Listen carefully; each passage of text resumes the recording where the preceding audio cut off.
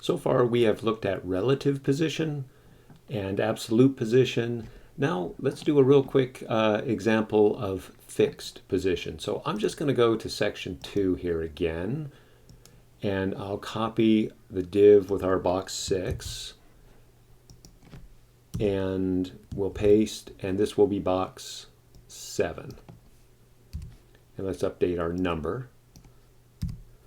And let's just find, since we are still dealing with section 2 and we're following box 6, I'll just copy box 6 and we'll paste right after. So now this will be box 7.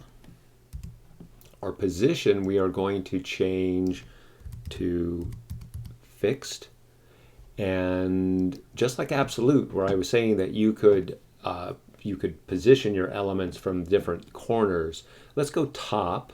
We're going to set this one to just 0.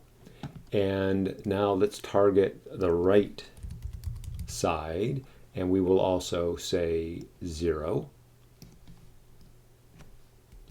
And we can make our element a little bit bigger if we want. Let's just go 200 by 200.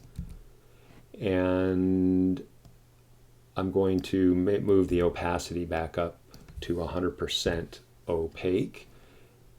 And we can leave the green color, that's fine.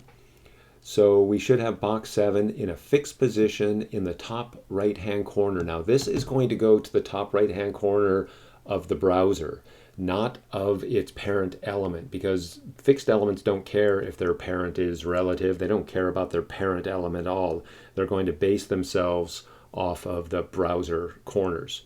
Okay, so there's lots of interesting things we can do with fixed elements, and you might just want to explore. So let's go ahead and save, and we'll do an update, and you should see number 7 now fixed to the upper right hand corner. So when we scroll the page, fixed in this case means that element will stay in that corner, and the rest of your page will just scroll by it. So fixed elements are often used in menu bars that you want them fixed across the top.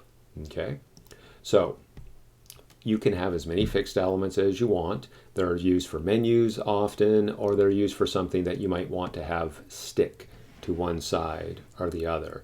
And then later on we'll talk about the sticky position also, but we're just going to stay with relative, absolute, and fixed for the moment. All right, so fixed, pretty straightforward. We'll look at floats and clears next.